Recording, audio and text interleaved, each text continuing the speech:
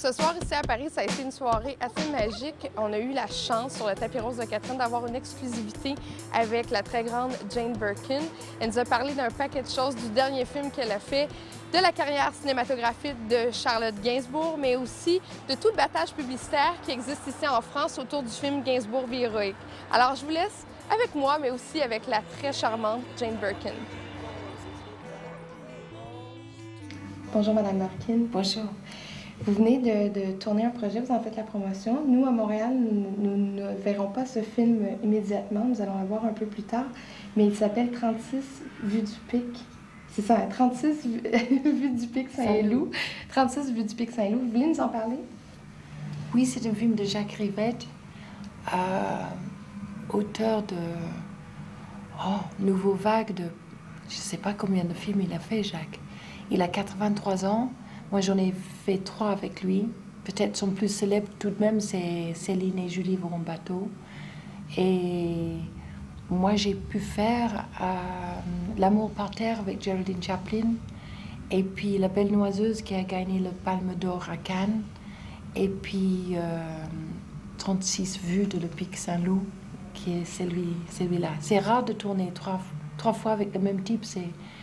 C'est génial et très non stressant parce que tu te dis mais il sait comment je suis, je n'ai pas à lui prouver que je vaux le coup ni voilà. Vous partagez en fait votre travail, vous faites de la musique, vous faites aussi du cinéma. Est-ce que pour vous c'est une dualité ou une complémentarité? Non, j'avais arrêté le cinéma vraiment parce que je pense qu'il y a un moment pour le photogénie, pour être tout à fait honnête. Et autant que je regrettais de n'avoir pas tourné plus de films avec plus de monde, avec des Chabrol, avec des... Voilà, je savais que j'aurais jamais des carrières comme Nathalie Baye, par exemple. Parce qu'avec mon foutu accent anglais, on ne peut pas me caser partout, malheureusement. Ça, c'est sûr. Et après, mon beau-fils m'a appelé pour dire, Yvan Attal, il a dit, oh, il y a un garçon assez drôle, il y a un film sur trois bonnes femmes de 50 ans qui prend la route et puis ils en ont marre de leur vie et ils me demandent si tu veux bien lire le scénario, il m'a l'air drôle, donc je l'ai fait, ça s'appelle Louise Chantal et... Non, Thelma, Louise et Chantal. Et je me suis dit, oh, peut-être avec 2 autres bonnes femmes dans une voiture et puis empoisonner la vie de Thierry Lhermitte, c'est un plaisir. Moi, je me trouve bien chanceuse. Vous parliez plutôt de Yvan Attal, le mari de Charlotte. Est-ce que vous avez des discussions cinématographiques avec votre fille? Oui, lui, il trouve qu'on devrait faire un film avec toute la famille. Il trouverait ça drôle avec Lou, avec Charlotte et avec moi. Donc je ne sais pas ce qu'il va trouver, mais peut-être un jour il trouverait quelque chose. Mais il est très, très inventif et très... Charlotte a de la chance parce qu'il est tellement pour sa carrière à elle, en le poussant, en disant « Mais si, tu peux faire une comédie en Amérique en même temps que tu acceptes le film de Chéreau. Mais si, tu peux faire ça, ça. Je garde les enfants pendant que tu es en Australie pour faire ton film. » Dis donc, c'est un trésor, ce garçon. Et là, il vient de faire 3 films, lui, où j'espère bien qu'il aurait le César, parce que entre le Rapt, il devrait l'avoir pour Rapt. S'il n'a pas déjà pour le film avec Valeria ou s'il n'a pas déjà pour le film avec Christine Scott Thomas. Alors là, il y a choix. Donc, Yvan Attal est dû pour un César. Moi, je trouve qu'il mérite un César.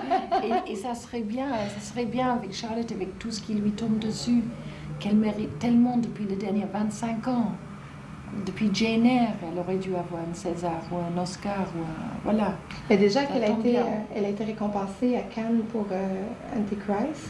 Mais oui, mais elle a eu son premier prix quand même à 14 ans. Et après ça, je me suis dit, mais qu'est-ce qu'il fait? Pourquoi elle ne fait pas un film de Téchiné? Pourquoi il ne lui demande pas? Et en fait, elle s'est démerdée comme une chef avec des étrangers. Elle a fait Gondry en Amérique, avec les séances des rêves, elle a fait le film sur Dylan, elle a fait des films en Angleterre, elle a fait le film sur des immigrés italiens en Amérique. Elle a fait énormément de films en fait. Et puis elle a fait quelques films français où elle a tendance d'être mieux que le film. Et là, ça tombe pile avec un rôle qui est vraiment le sort de rôle où tu décroches le prix à Cannes. Et elle voulait vraiment. Elle voulait vraiment faire ce film avec... En plus, elle adore Lars von Trier, donc elle se défoulait là-dedans. J'ai eu des textos d'elle absolument irrésistibles. Et j'avais l'impression que elle qui était tellement polie et tellement sage, elle avait envie de péter des plombs. Wow. Je pose une dernière question comme ça. Il y avait Johannes Farr qui était ici, qui a parlé du film qui est fait sur Gainsbourg. Est-ce que ça vous hérite tout le battage médiatique qui se déroule présentement? Non, le battage médiatique, c'est un peu votre métier, c'est un peu normal. Moi, j'irai pas voir juste parce que j'ai un très limité sens de la flagellation. Enfin, je sais pas. J'ai pas envie de voir sage quand c'est pas sage. C'est très bizarre. C'est une situation très curieuse. Et c'est rarement une situation qu'on connaît de notre vivant actuellement, en vérité. Je suis sûre que c'est très bien. Je suis sûre que tout le monde est très bien. La fille qui me joue est en plus morte. Et je l'ai vue 5 minutes. Elle est venue me voir quand je faisais le Palace. Donc, pour voir une petite fantôme qui vous joue et que c'est ni les mots que vous avez dit, ni les situations que vous avez connues, c'est... Voilà, je lui ai demandé de changer le titre et d'appeler ça un conte de Johannes Farr. Et il a fait ça. Mais de voir le profil de Serge partout à Paris en ce moment, j'aimerais bien prendre un avion pour Tokyo et c'est exactement ce que je vais faire. Ça tombe plutôt bien. Mais parfait, je vous remercie beaucoup. Merci. Et on souhaite que vous reveniez à Montréal.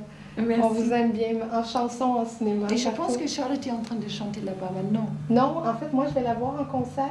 Mais c'est dans une semaine ou deux, non? Elle a annulé pour un conflit d'horaire. Et je sais que le spectacle est reporté un peu plus tard. Ah oui. En effet, c'est exact. Oui. Parce qu'elle voulait, oui, un conflit d'horaire et aussi, elle voulait être vraiment bien. Parce que là, elle commence seulement et là, elle a eu le type de la lumière, un type pour le son. Elle voulait pour le Canada que ça soit nickel. Ben, ça sera nickel, j'en doute même pas. Merci beaucoup.